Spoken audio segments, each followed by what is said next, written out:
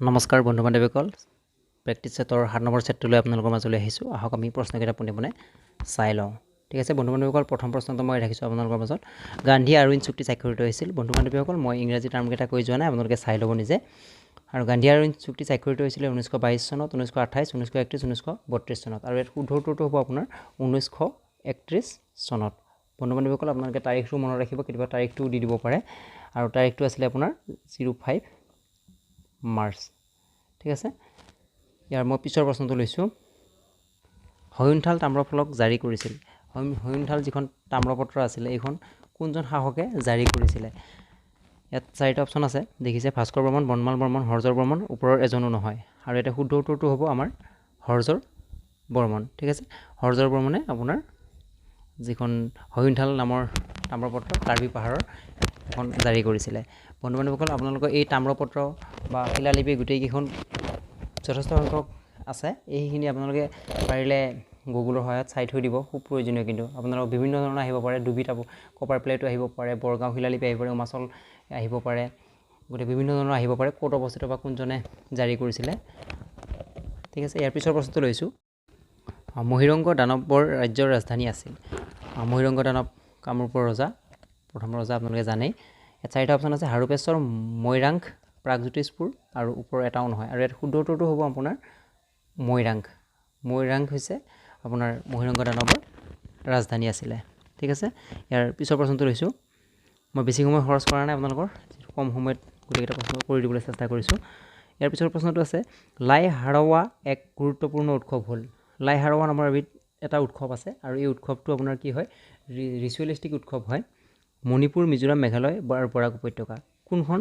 ঠাইৰ আৰু ইয়াৰ শুদ্ধ উত্তৰটো হ'ব আপোনাৰ মণিপুৰ আপোনালোকে কিন্তু এটা কথা লক্ষ্য কৰিব বৰ্তমান যে আপোনালোকে নেটত চাই তেনেহ'লে আপোনালোকে দেখিব ত্ৰিপুৰাটোই নতুনকৈ আৰম্ভ হৈছে কিন্তু ত্ৰিপুৰাৰ ই গুৰুত্বপূৰ্ণ উৎসৱ নহয় একচুৱেলি কি হয়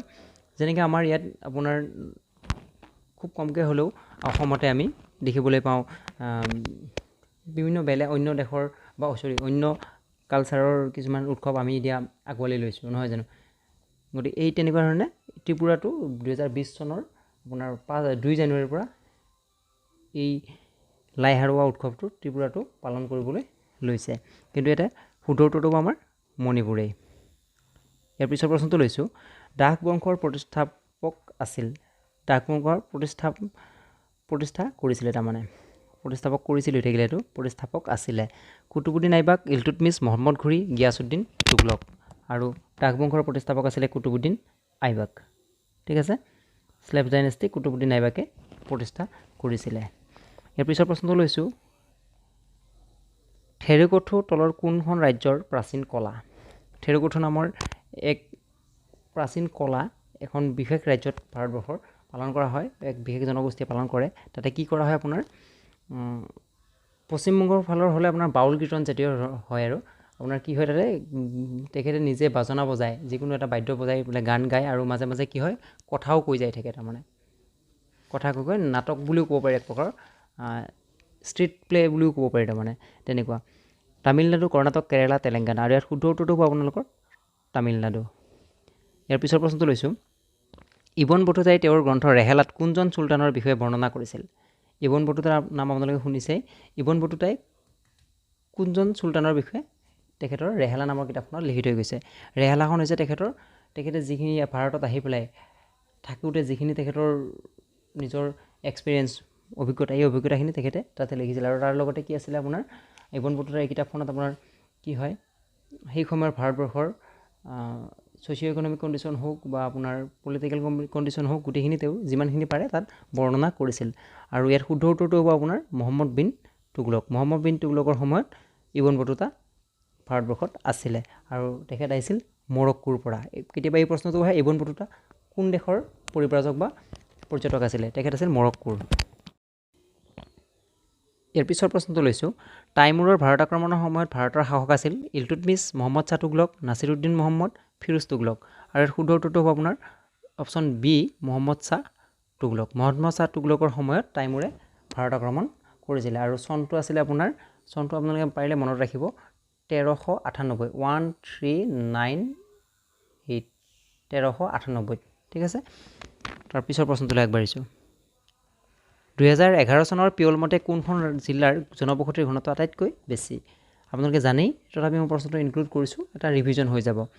নগাঁও মৰিগাঁও কামৰূপ মহানগৰ ধুবুৰী আৰু শুদ্ধ উত্তৰটো হ'ব আপোনাৰ কামৰূপ মেট্ৰ' আপোনালোকে জানে কামৰূপ মেট্ৰ'ত জিলাখন যথেষ্ট সৰু কিন্তু গুৱাহাটী মহানগৰীতে কিমান মানুহ আছে নহয় জানো গতিকে ঘনবসতিটো অভিয়াছলি ঘনত্বটো বেছি হ'বই ঠিক আছে পিছৰ প্ৰশ্নটো লৈছোঁ কোনজন গুপ্ত শাসকে প্ৰথম হুণসকলৰ আক্ৰমণৰ সন্মুখীন হৈছিল হুণসকলৰ আক্ৰমণৰ সন্মুখীন হোৱা প্ৰথমজন গুপ্ত শাসক কোন আছিলে ইয়াত প্ৰশ্নৰ 4টা অপশ্যন আছে স্কন্দগুপ্ত কুমাৰগুপ্ত বুদ্ধগুপ্ত বিষ্ণুগুপ্ত আৰু ইয়াতে শুদ্ধ উত্তৰটো হ'ব আপোনাৰ প্ৰথমটোৱে স্কন্দগুপ্ত শাসনকালত হুণসকলে ভাৰতক আক্ৰমণ কৰিছিলে তলৰ কোনখন দেশ স্থলবেষ্টিত দেশ নহয় স্থলবেষ্টিত মানে হৈছে স্থলেৰে আৱৰি থকা বা লেণ্ডলক তাৰমানে গোটেইফালে যাতে আপোনাৰ বহিৰাষ্ট্ৰই বা আগুৰি আছে তাৰমানে বহিৰাষ্ট্ৰই আগুৰি আছে তেনেকুৱা দেশ আৰু বা কেতিয়াবা প্ৰশ্নটো এনেকুৱা হ'ব পাৰে য'ৰ মানে সামুদ্ৰিক সীমা নাই সেইটো কোৱা হয় লেণ্ডলক ইজ নট লেণ্ডলক কোনখন স্থলবেষ্টিত নহয় তাৰমানে ক'ৰবাত নহয় ক'ৰবাত সামুদ্ৰিক সীমা আছে আফগানিস্তান আপোনালোকে লক্ষ্য কৰিলে গম পাব আফগানিস্তান লেণ্ডলকে হয় আফগানিস্তানৰ কোনো সামুদ্ৰিক সীমাটো নাই তাৰপিছত আপোনাৰ নেপালৰো সামুদ্ৰিক সীমা নাই পৰ্বতে ঘেৰি আছে নহয় জানো ছুইজাৰলেণ্ডো তেনেকুৱাই পৰ্বতৰ মাজতেই গতিকে আমাৰ শুদ্ধ উত্তৰটো হ'ব ম্যানমাৰ আমাৰ আপোনালোকে গম পায় ম্যানমাৰত সাগৰৰ পাৰ আছে বা জাহাজ বন্দৰ আছে হয়নে নহয় ইয়াৰ পিছৰ প্ৰশ্নটো লৈছোঁ কোনজন শাসকৰ দিনত ৰংঘৰ সজা হৈছিল ৰুদ্ৰসিংহ প্ৰমত্ত সিংহ শিৱসিংহ ৰাজেশ্বৰ সিংহ ইয়াত শুদ্ধ উত্তৰটো আমি প্ৰমত্ত সিংহ বুলিয়ে লিখিম কিন্তু কি হয় তথ্যমতে কেতিয়াবা কি হয় ৰুদ্ৰসিংহই কিন্তু প্ৰথমতে বাঁহ বেতেৰে ৰংঘৰটো বনোৱা বুলি তথ্য পোৱা যায় কিন্তু যিটো বৰ্তমানৰ আমি ৰংঘৰ দেখিবলৈ পাওঁ শিৱসাগৰৰ ৰংঘৰ বাকৰি নহয় জানো এই ৰংঘৰ বাকৰি কিন্তু প্ৰমত্ত সিংহৰ দিনতে সজা হৈছিলে ৰংঘৰ প্ৰমত্ত সিংহৰ দিনত গতিকে আমাৰ অপশ্যন বিটোৱে শুদ্ধ হ'ব ইয়াৰ পিছৰ প্ৰশ্নটো লৈছোঁ লুপ্তঘ্ৰদ ক'ত অৱস্থিত আপোনালোকে জানেই লুপ্তঘ্ৰদ ক'ত অৱস্থিত তবে মই প্ৰশ্নটো ইনক্লুড কৰিছোঁ ৰিভিজনৰ বাবে মিজোৰাম মণিপুৰ জম্মু আৰু কৰ্ণাটক লুপ্তঘ্ৰদ হৈছে আপোনাৰ নৰ্থ ইষ্টৰ গতিকে জম্মু আৰু কৰ্ণাটক এই দুটা অপশ্যন আপোনালোকৰ নহয়েই গতিকে আমাৰ বিচাৰি পোৱাত বিশেষ অসুবিধা নহয় শুদ্ধ উত্তৰটো হ'ব আপোনাৰ মণিপুৰত হৈছে লুপ্তঘ্ৰদ আৰু ই আপোনাৰ কি হয়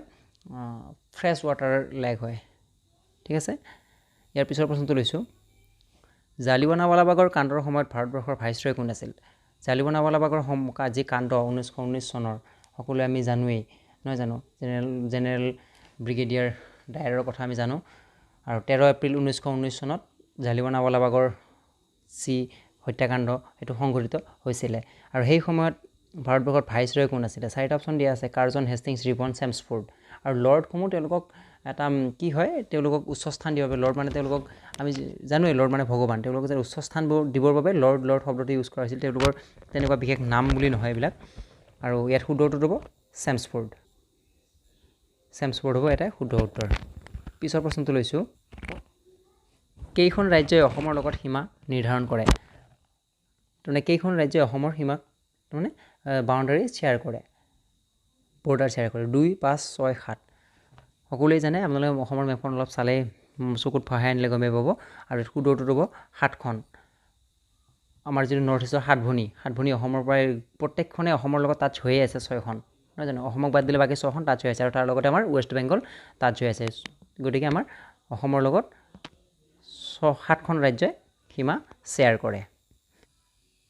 ইয়াৰ পিছৰ প্ৰশ্নটো লৈছোঁ ভাৰতত পোনপ্ৰথমবাৰৰ বাবে জমিনদাৰী ব্যৱস্থাৰ আৰম্ভণি কৰে বেংগল মাদ্ৰাছ মুম্বাই দিল্লী ক'ত আৰু ইয়াতে শুদ্ধ উত্তৰটো হ'ব আপোনাৰ বেংগলত ঠিক আছে বেংগল বিহাৰ উৰিষ্যাত প্ৰথম আৰম্ভণি কৰিছিলে কিন্তু ইয়াতে যিটো বাকীকেইটা অপশ্যন নাই অকল বেংগল আছে বেংগলটোৱে আমাৰ শুদ্ধ উত্তৰ হ'ব আৰু কি কয় আপোনাৰ পাৰ্মানেণ্ট ছেটেলমেণ্টৰ জৰিয়তে এই বস্তুখিনি কামটো কৰিছিলে ঠিক আছে ইয়াৰ পিছৰ প্ৰশ্নটো চাইছোঁ ইয়াৰ পিছৰ প্ৰশ্নটো লৈছোঁ মই তলৰ কোনখন নৈ অৰুণাচল প্ৰদেশত কামেং নামে পৰিচিত যি অসমত আহি বেলেগ এটা নাম লৈছে অৰুণাচলত কামেং অসমত আহি কি নাম লৈছে জীয়াঢল সোৱণশিৰি জাজি জীয়া ভৰলী আৰু অৰুণাচলৰ কামেং অসমত আহি হৈছে জীয়া ভৰলী ঠিক আছে ইয়াৰ পিছৰ প্ৰশ্নটো লৈছোঁ ভাস্কৰ বৰ্মনৰ নিধানপুৰ তাম্ৰপত্ৰ উদ্ধাৰ কৰা হৈছে ক'ত নিধানপুৰ যিখন তাম্ৰপত্ৰ ভাস্কৰ বৰ্মনৰ গতিকে সেইখন ক'ত উদ্ধাৰ কৰা হৈছে ঠাইখনৰ নাম বিচাৰিছে চিলেট নগাঁও গোৱালপাৰা ধুবুৰী আৰু এই নিধানপুৰ নামৰ ঠাইটুকুৰ হৈছে বৰ্তমান চিলেট জিলাত বাংলাদেশৰ চিলেট জিলাত গতিকে মই আগৰ প্ৰশ্নটোতে কৈছোঁ আপোনালোকে এইখন যেনেকৈ নহওক চাই থৈ দিব বিভিন্ন তাম্ৰপত্ৰ বা বিভিন্ন শিলালিপিৰ ক'ত উদ্ধাৰ হৈছে কাৰ দিনৰ এইখিনি প্ৰশ্ন আপোনালোকক খুব প্ৰয়োজন কিন্তু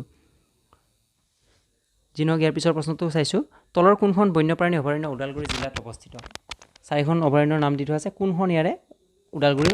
জিলাত অৱস্থিত চক্ৰশিলা বৰনদী আমচাং বুঢ়াচাপৰি আৰু ইয়াৰ শুদ্ধ উত্তৰটো হ'ব আপোনাৰ বৰনদীখন হৈছে আপোনাৰ ওদালগুৰি জিলাত আমচাং কামৰূপ মহানগৰত ভিডিঅ'টোৰ অন্তিমটো প্ৰশ্নলৈ যোৱাৰ আগতে আপোনালোকক এটা কথা কওঁ যে যিহেতু মোৰ তথ্যবোৰ সকলো সংগ্ৰহিত গতিকে ক'ৰবাত ভুল ত্ৰুটি হ'ব পাৰে সেইখিনি আপোনালোকে মোক কমেণ্ট কৰি জনাই দিব আৰু ভিডিঅ'টো ভাল লাগিলে লাইক এটা কৰিব নহয় জানো আৰু ছাবস্ক্ৰাইব কৰি মোৰ লগত জড়িত হৈ থাকিব পৰৱৰ্তী ভিডিঅ' পাবলৈ আমি পিছৰ প্ৰশ্নটো লৈছোঁ 1916 চনত হোম ৰুল লীগ আৰম্ভ কৰিছিল গোপাল কৃষ্ণ গোখলে লালা লাজপত ৰায় বিপিন চন্দ্ৰ পাল এনি বেচাণ্ট আৰু শুদ্ধ উত্তৰটো হ'ব আপোনাৰ এনি বেচাণ্ট আৰু কি হয় এটা আপুনি দুটা প্ৰশ্নৰ উত্তৰ পাই গ'ল হোম ৰুল লীগ কিমান চনত আৰম্ভ হৈছিল 1916 চনত সেই এটা পাই গ'লে আৰু এনি বেচাণ্টৰ লগত পাই গ'লে ঠিক আছে ভিডিঅ'টো ইমানেই পৰৱৰ্তী ভিডিঅ'ত লগ পোৱাৰ হ'লে ধন্যবাদ জয় অসম